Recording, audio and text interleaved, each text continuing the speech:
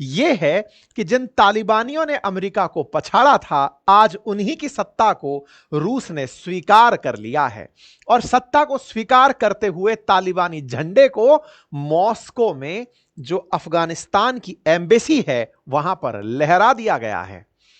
अफगानिस्तान में जो रूसी एम्बेसी है वहां पर आधिकारिक रूप से देशों के दस्तावेज एक्सचेंज हो गए हैं। अब आप में से बहुत सारे लोग जो अब तक की इन घटनाओं से अनभिज्ञ हैं, हो सकता है वो इस बारे में जानकारी ना रखते हो, वो कह रहे हो कि सर अफगानिस्तान में तो कई साल से तालिबान का शासन है। जी हां, आप बिल्कुल सही हैं। भारत भी तालिबान के साथ संपर्क में है, चीन भी है, पाकिस्तान भी है, तमाम दुनिया के देश हैं, लेकिन किसी ने भी तालिबान को अधिकृत रूप से अफगानिस्तान का रूलर नहीं माना है। अफगानिस्तान में तालिबान की सत्ता को स्वीकार नहीं किया है, तालिबान के द्वारा दिए गए अफगानिस्तान के नए नाम को स्वीकार नहीं किया है।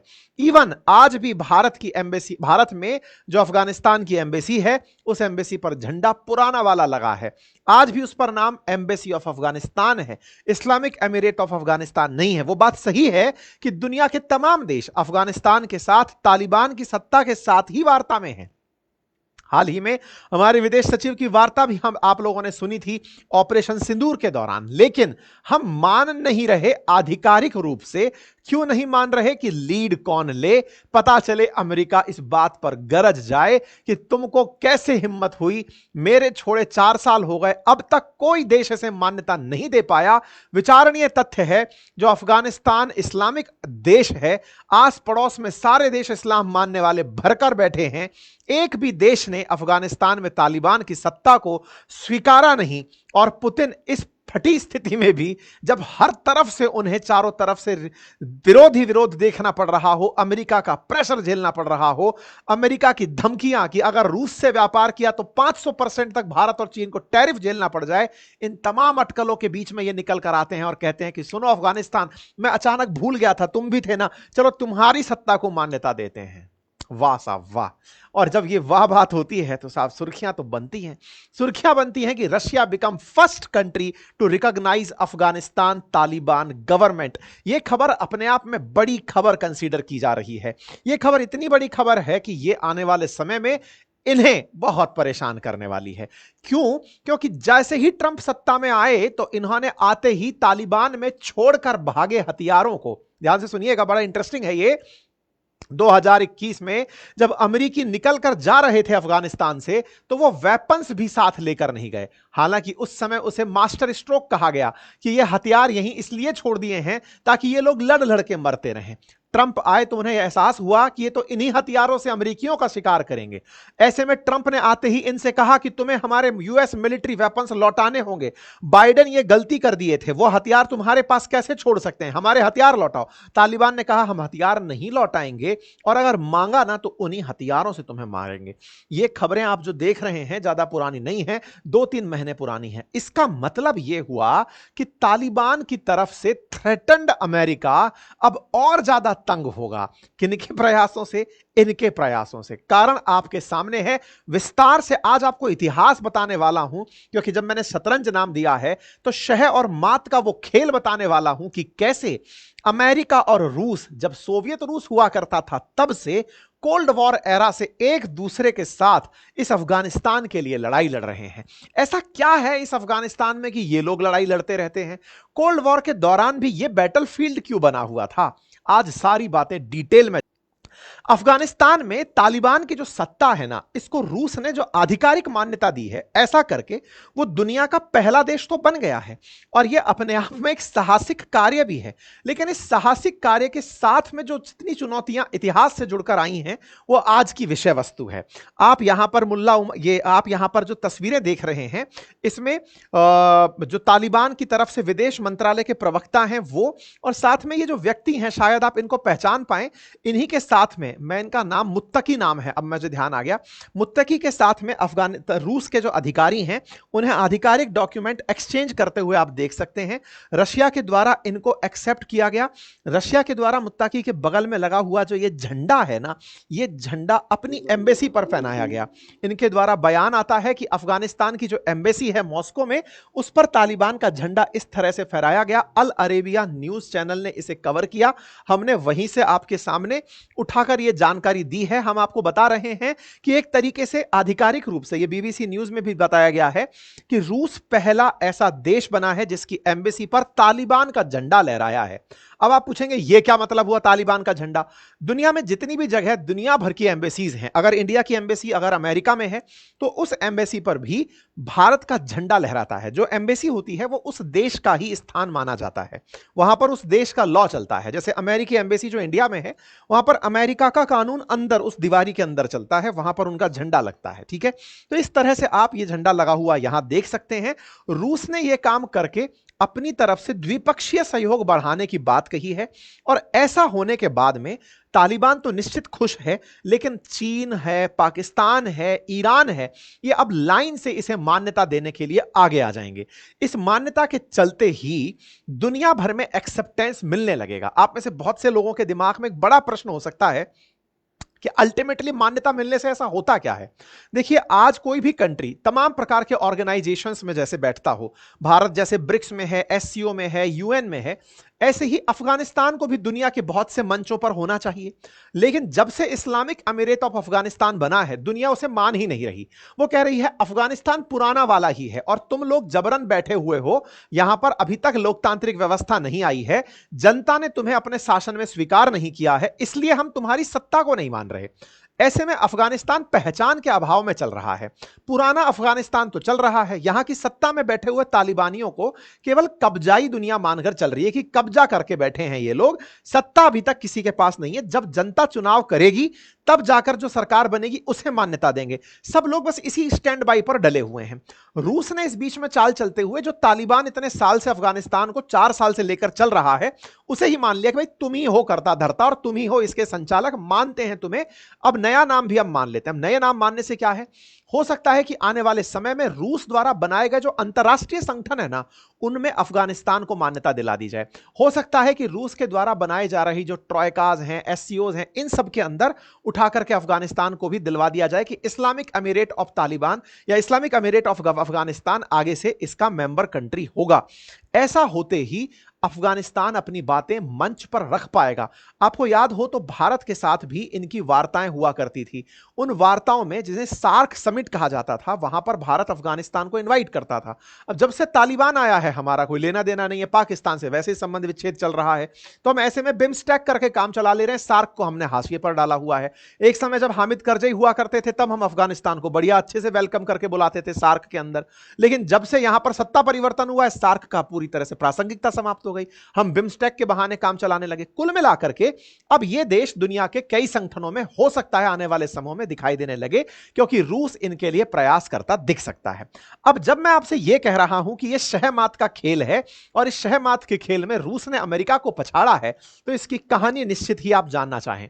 अब ऐसे में आपको मैं कहानी बताने के लिए तो पूरा इतिहास निकाल के ला सकता हूं, उस समय से जब ब्रिटिशर्स ने भी इस पर कंट्रोल करने का प्रयास किया था। अच्छा, इंटरेस्टिंगली अगर आप मैप पर इसे याद करें तो पहचानेंगे कि भारत से अगर उत्तर पश्चिम की तरफ आप चलें तो भारत में उत्तर पश्चिम की तरफ पाकिस्तान, और पाकिस्तान से आगे लगकर बैठा है अफगानिस्तान। अफगानिस्तान के दक्षिण में बैठा है ईरान, और अफगानिस्तान के उत्तर में बैठे हुए हैं तमाम सेंट्रल एशियन कंट्रीज। ये जो तमाम सेंट्रल एशियन कंट्रीज हैं, ये कभी यूएसएसआर का हिस्सा हुआ करते थे। यूएसएसआर यानी सोवियत संघ, सोवियत रूस, जो कि 1991 तक एक ही देश था। 1991 में 15 देशों में टूटा, और उन्हीं 15 में से तो ये कजाकिस्तान, तुर्कमेनिस्तान, किर्गिस्तान, उज्बेकिस्तान, ये सारे देश बनकर के आए थे। आर्मेनिया, अजरबैजान, उधर की तरफ यूक्रेन, उस तरफ में स्लोवाकिया, ये सब बाल्टिक जो कंट्रीज हैं वो सारी की सारी उसी से बनकर के आई थी। तो ऐसे में लिथुआनिया, लातविया, एस्टोनिया, ये सब कंट्रीज उस समय पर बन के आई थी। कहने का मतलब यह है कि यूएसएसआर संयुक्त रूप से 1991 तक बहुत पावरफुल देश हुआ करता था। उसकी सीमाएं अफगानिस्तान से लगा करती थी। सोवियत रूस से ब्रिटिशर्स को पहले भी बड़ी दिक्कत रही है। जब भारत पर अंग्रेजों का शासन था, उस समय भी अंग्रेज अफगानिस्तान पर कब्जा ही इसलिए किए थे ताकि भारत तक सोवियत रूस ना पहुंच जाए। वो अफगानिस्तान को कब्जाने के लिए अफगानिस्तान के कबीलों के साथ जाकर संघर्ष किए। 3 बार अंग्रेज और अफगान का युद्ध हुआ है, और भी अगर पुराने इतिहास में चले तो आप जानेंगे कि भारत का मौर्य काल का जो समय था, चंद्रगुप्त मौर्य ने सिकंदर की सेना को हराकर अफगानिस्तान को अपने साम्राज्य में मिलाया था। और इसका प्रमाण भी मिलता है। यहां पर बौद्ध धर्म का खूब प्रचार प्रसार हुआ है। आज भी यहां के जो अवशेष हैं, बौद्ध धर्म के जो अवशेष हैं, वो बामियान में बुद्ध के आज भी मिलते हैं। यानी कि अफगानिस्तान में बुद्धिज्म का खूब प्रचार प्रसार हुआ था। मौर्य काल जो था उसमें अफगानिस्तान भारत के साथ हुआ करता था। सांस्कृतिक रूप से और धार्मिक रूप से भारत की यहां तक रीच हुआ करती थी। लेकिन समय बीतता गया, यहां पर आक्रांताओं का प्रभाव पड़ता गया। मध्यकाल का जो समय रहा, उस समय अफगानिस्तान निरंतर रूप से अवनति की ओर प्राप्त हुआ।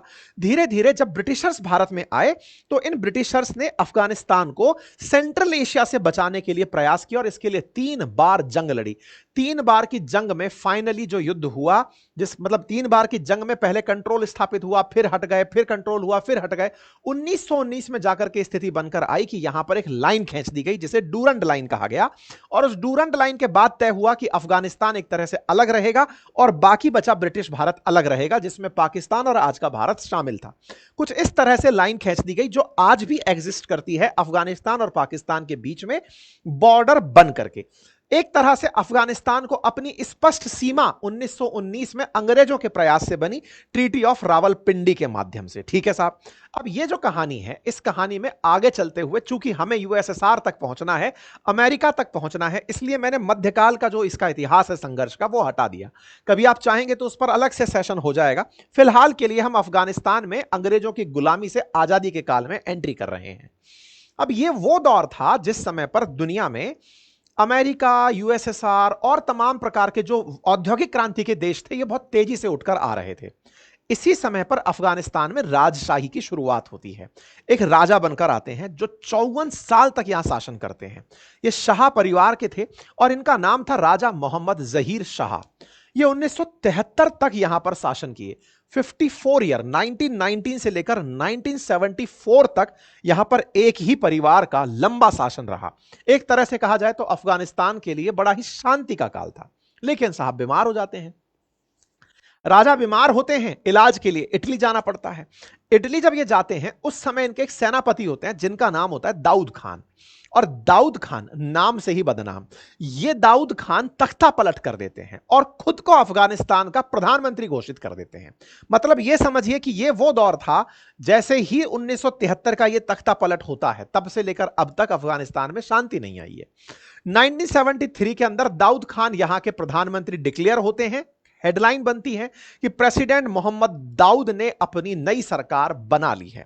दाऊद खान ने जनता से वादा किया कि अब वो नया संविधान लाएंगे, लेकिन जनता को वो बिल्कुल पसंद नहीं आया। हालांकि इन्होंने अपने द्वारा एक सिंगल पार्टी सिस्टम कायम करने का प्रयास किया, अपने दम पर सत्ता बनाने का प्रयास किया, लेकिन इनके खिलाफ 1978 में एक क्रांति जन्म ले लेती है और इस क्रांति का अगुवाई कर रहे थे नूर मोहम्मद तारिकी। अच्छा, थोड़ा सा टाइम मैच करते जाइए। नूर मोहम्मद तारिकी 1978। अब थोड़ा सा यही विराम लेते हैं, थोड़ा साइड में चलते हैं। अफगानिस्तान के दक्षिण में एक देश है जिसका नाम है ईरान। ईरान में अगर आपको याद हो तो रजा पहलवी की सरकार है। ये वही रजा पहलवी हैं जो अमेरिका और इजराइल की मदद से ईरान के आधुनिकीकरण में लगे हुए हैं।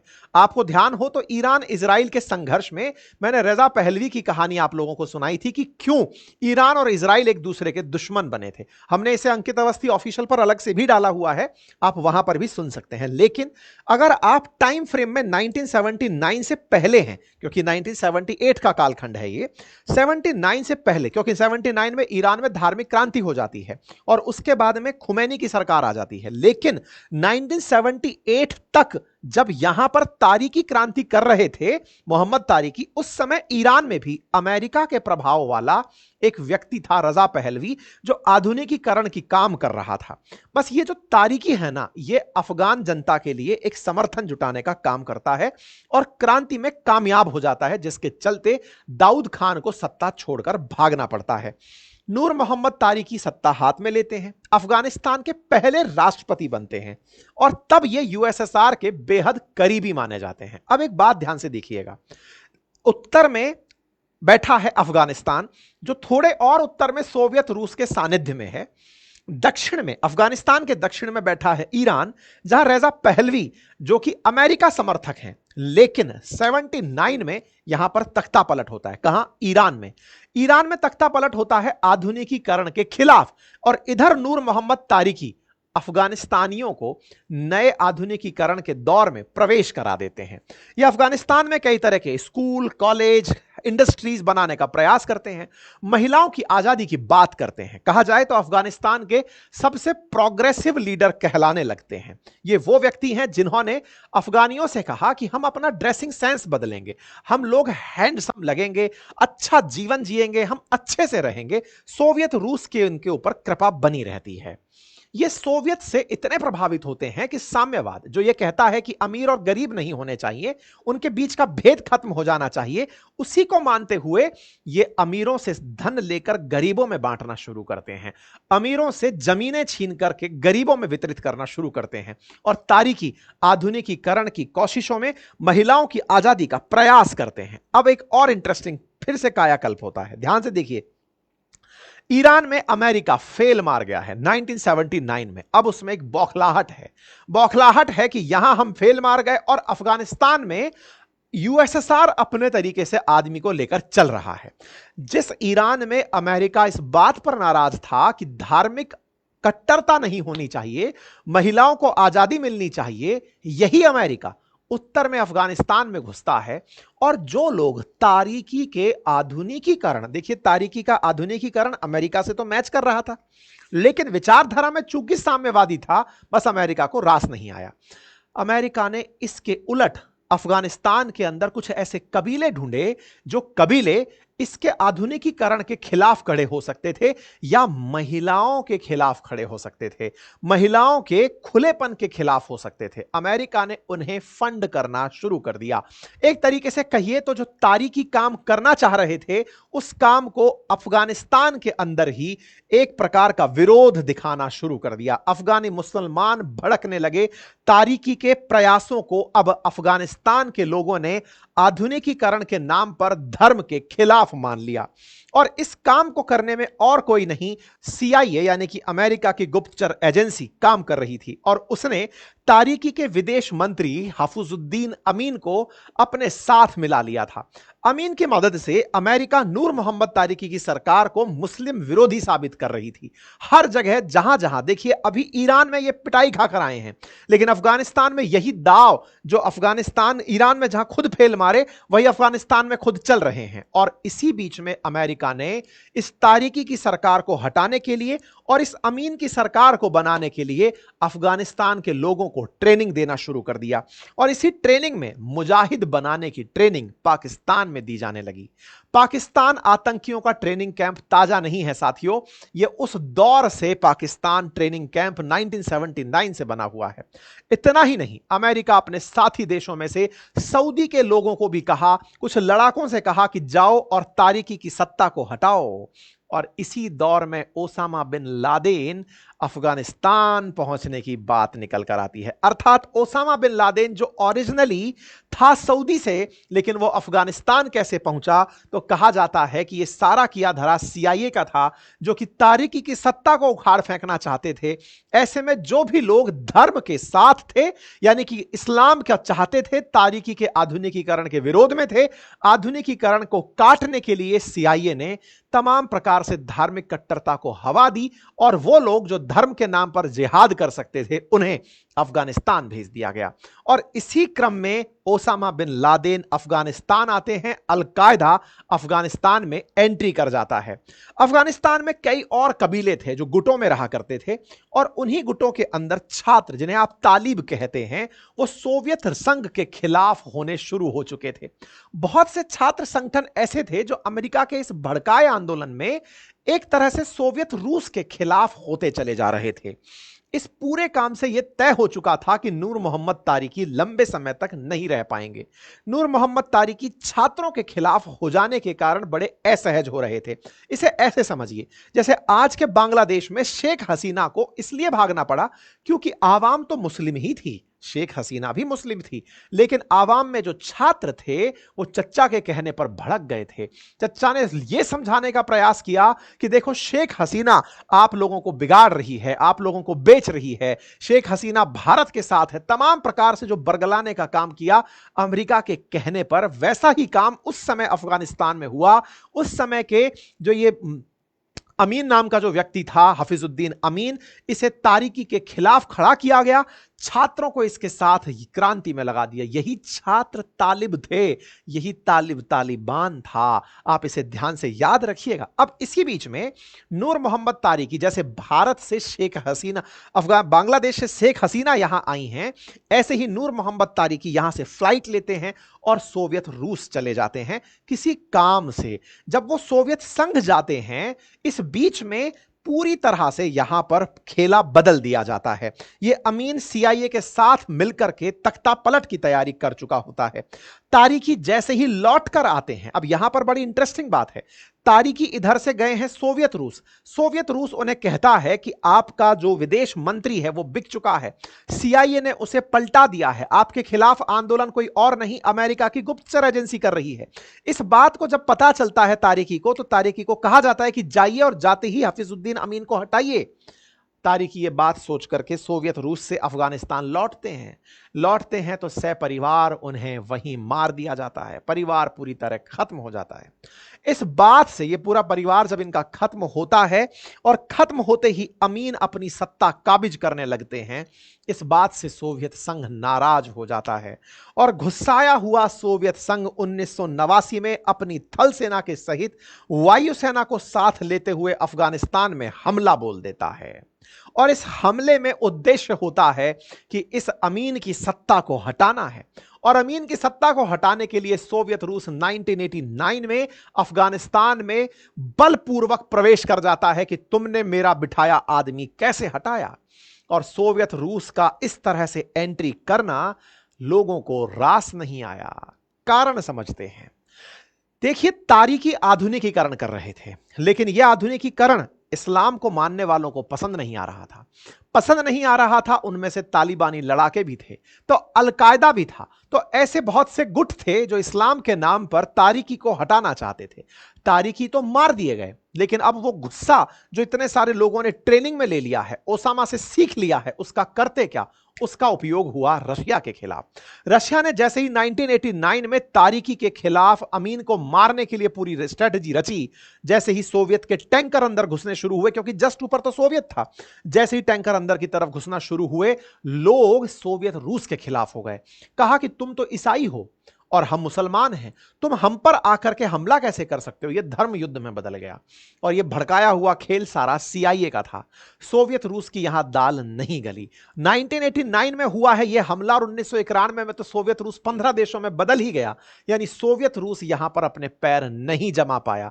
वो आया था जिसे मारने, उसे मारने में कामयाब रहा। बाकायदा सोवियत रूस ने यह कहा कि मैंने तारिकी के समय पर एक एग्रीमेंट किया था कि अगर कुछ भी होगा तो मैं रक्षा के लिए आऊंगा, मैं इसलिए आया। 8500 सैनिक लेकर के रूस अंदर एंट्री करता है और बकायदा इस अमीन को मार गिराता है। और अमीन को मार करके अफगानिस्तान के अंदर एक और नेता को नए सरकार का प्रमुख नियुक्त कर देता है कि लीजिए इस व्यक्ति को सरकार के अंदर बिठाइए। सोवियत रूस के द्वारा नया सत्ता परिवर्तन और उस अमीन की हत्या, ये सब काम हो रहे होते हैं, लेकिन मुजाहिदीनों को यह पसंद नहीं आ रहा होता है कि तुम हमारे देश में घुस करके ईसाई होकर के हम पर कैसे राज करने आ जाते हो। यह धर्म युद्ध था और इस युद्ध में सोवियत को लौटना पड़ा। 1991 तक आते आते सोवियत पूरी तरह टूट चुका था और सोवियत की सेनाएं परास्त होकर के अफगानिस्तान से लौट रही थी। उस समय का दर्द, सोवियत रूस का जो दर्द है, वो पुतिन के कहीं जहन में था। जो तालिबान सोवियत को यहां से भगाया था, वही तालिबान अपना एक लीडर पा लिया था और उसका नाम था मुल्ला उमर। मुल्ला उमर वो व्यक्ति है जिसने अफगानिस्तान की सत्ता तालिबान के हाथ में सौंपी। तालिबान बोले तो छात्रों का संगठन। यह मुल्ला उमर ही था जिसने अफगानिस्तान में ओसामा बिन लादेन के साथ वफादारी निभाई। ओसामा बिन लादेन और मुल्ला उमर अफगानिस्तान के अंदर सत्ता चलाने लगे। खेला सही चल रहा था, लेकिन जिनके मुंह खून लग चुका था अब वो अपना विरोधी ढूंढ रहे थे।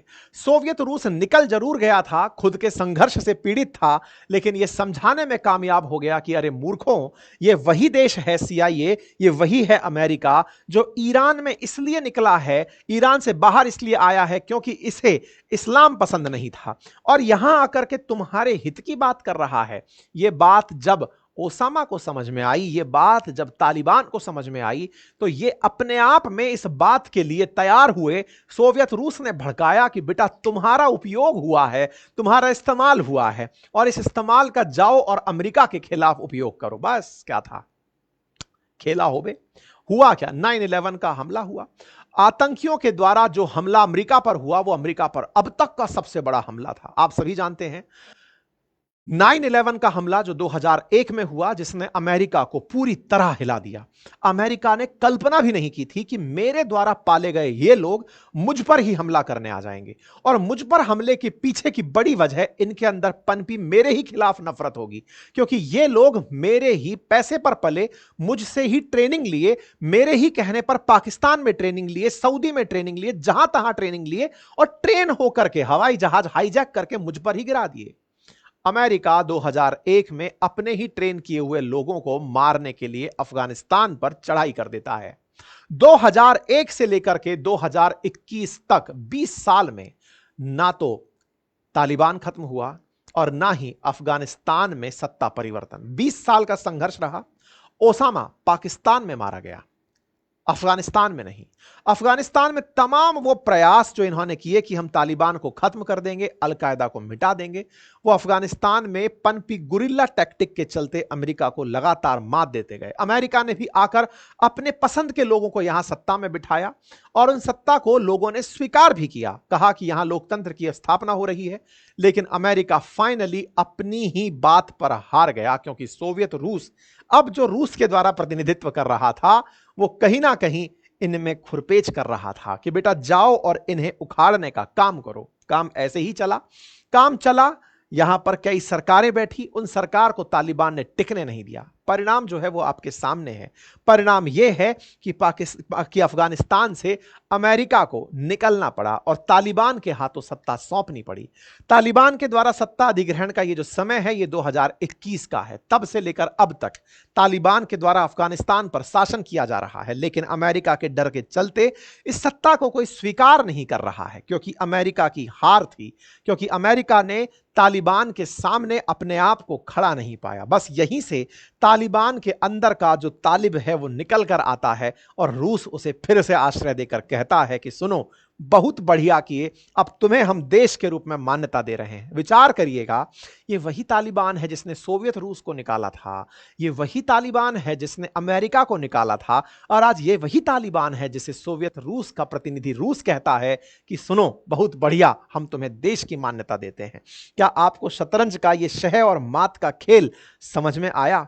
और अगर आपको ये कहानी समझ में आई तो अब आप समझ गए होंगे कि जियोपॉलिटिक्स में कोई किसी का परमानेंट शत्रु नहीं होता और कोई परमानेंट मित्र नहीं होता।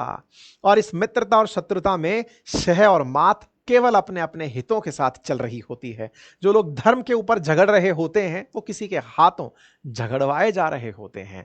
ये खेला कुछ और है बाबू भाई। उम्मीद है कि समझ में आ जाए इन्हें भी, और जब ये समझ में इनको आ जाए तो दुनिया में शांति की आप उम्मीद पढ़ लिख कर जियोपॉलिटिक्स कर सकते हैं। जानकारी पसंद आई हो तो साथियों से साझा करें, चैनल पर नए हैं तो सब्सक्राइब कर लें और